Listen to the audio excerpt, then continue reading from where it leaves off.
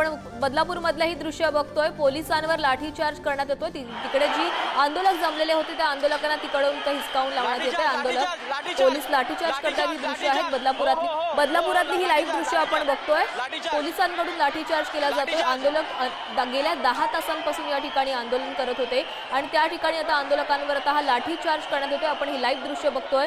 गेल्या अनेक तासांपासून या बदलापूर रेल्वे स्थानकामध्ये हे आंदोलन सुरू होतं आणि त्याच आंदोलकांनी आता इथून न हटण्याची खरं तर भूमिका घेतलेली होती आणि या भूमिकेनंतर आता त्यांच्यावर पोलिसांकडून लाठीचार्ज करण्यात येतो। ही लाईव्ह दृश्य आपण बघतोय, बदलापूर स्थानकातील ही दृश्य आहे।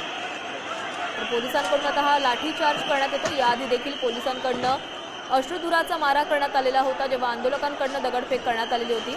या संदर्भात अधिक बोलण्यासाठी आपल्यासोबत आमचे इनपुट हेड विठोबा सावंत जोडले गेले आहेत। विठोबा सर, आपण बघतोय बदलापूरमध्ये जे आंदोलक गेल्या 10 तासांपासून हे आंदोलन करत होते त्यांच्यावर आता लाठीचार्ज करण्यात येतो।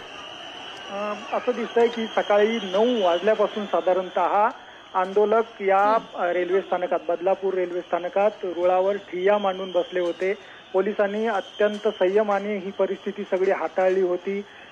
दगडफेकीचा प्रयत्न दुपारी झाला तेव्हाही पोलिसांनी लाठीचार्ज केला नव्हता।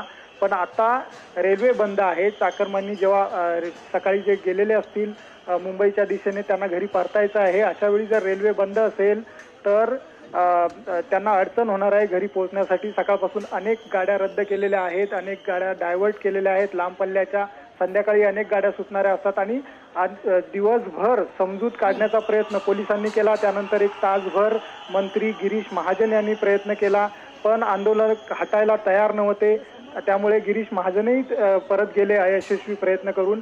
आता आंदोलकांना जर रुळावरून हटवायचं असेल तर पोलिसांकडे दुसरा पर्याय दिसत नव्हता आणि त्याच्यामुळे बहुतेक एक सौम्य लाठीमार आता केलेला आहे आंदोलकांना हटवण्यासाठी आणि आंदोलकांना हटवून आता रेल्वे पुन्हा सुरू करावी लागेल रेल्वे मार्गावर। आणि म्हणून दिवसभर म्हणजे जवळजवळ 9 वाजल्यापासून 9 तास पूर्ण झालेले आहेत। काही क्षणासाठी थांबवते, आपल्यासोबत आमचे प्रतिनिधी आपले निकेश शार्दूल जोडले गेले। निकेश, तुम्ही गेल्या 10 तासांपासून बदलापूर रेल्वे स्थानकामध्ये आहात, ज्या ठिकाणी हे आंदोलन सुरू होतं आणि त्या ठिकाणी आता लाठीचार्ज करण्यात येतोय, काय सध्याची अपडेट्स आहे?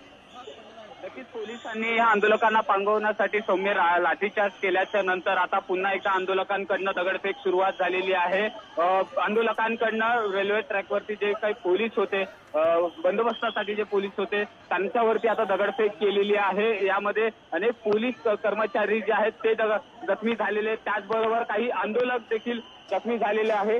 आंदोलकांची जोरदार घोषणाबाजी सुरू होती आणि त्यांची जी मागणी होती, जोपर्यंत मागणी पूर्ण होत नाही, नराधमाला फाशीची शिक्षा होत नाही, तोपर्यंत आम्ही ट्रॅकवरनं हलणार नाही अशी भूमिका जी आहे आंदोलकांची होती। वारंवार पोलिसांकडनं त्यांना हटवण्याची विनंती जी आहे ती केली जात होती, मात्र कुठल्याही प्रकारचा प्रतिसाद हे आंदोलक देत नसल्यामुळे पोलिसांना जे आहे आता लाठीचार्ज करावा लागला।